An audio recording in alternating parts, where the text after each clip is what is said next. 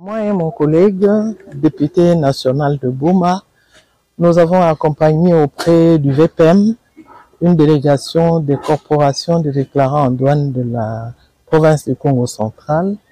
En fait, le torchon brûle, il y a d'ailleurs grève. Il y a trois principales préoccupations qui ont fait que les représentants des corporations de déclarants en douane puissent se retrouver à Kinshasa. Et nous avons passé tous ces problèmes, nous avons fait le tour d'horizon de tous ces problèmes avec le VPM. En fait, aujourd'hui, c'est une pré-réunion. Il y a la réunion qu'il prévoit le lundi à 15 h, où nous aurons en face de nous tous les interlocuteurs qui font partie des préoccupations, des problèmes qui ont enclenché la grève. Pour aujourd'hui, je crois qu'il est trop hâtif de vouloir donner les conclusions ou d'en parler.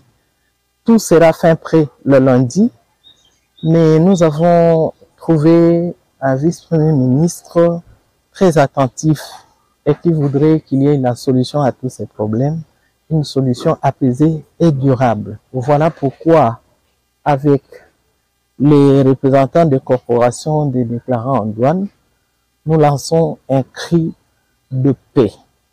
Nous voulons demander à nos compatriotes, les déclarants en douane, de mettre un peu d'eau dans leur vin, de surseoir un peu tout ce qu'il y a comme tension afin de favoriser un climat apaisé dans les discussions qui vont se passer le lundi.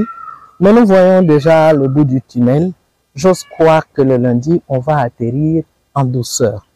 C'est ce que je voudrais demander à nos compatriotes, mais je voudrais également dire aux représentants des corporations de déclarants en douane de lancer le même cri de paix. On peut discuter en regardant vers la même direction, mais en ayant confiance les uns les autres. Dans un climat tendu, nous risquons de ne pas arriver à la solution escomptée. Mais nous avons trouvé, en tout cas les VPM, très informés, jusqu'au moindre détail. Les corporations, les représentants des corporations de déclarants en douane sont ici, mais il fallait les interlocuteurs en face.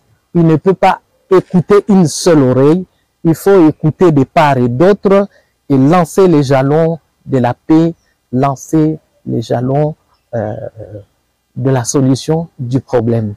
Tant qu'il y a grève, personne ne travaille. Or, c'est par le travail que chacun de nous vit, c'est par le travail que nous développons notre pays.